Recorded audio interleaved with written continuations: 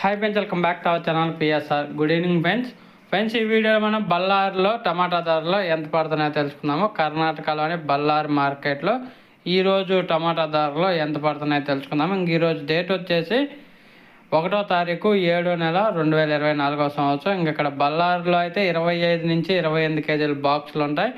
ధర చూసుకుంటే 300 రూపాయల నుంచి 900 రూపాయల దాకా పడుతుంది. టాప్ ధర 300 రూపీస్ టు 900 రూపీస్ దాకా పడుతుంది. 25 కేజీల బాక్సు బళ్ళారి మార్కెట్లో.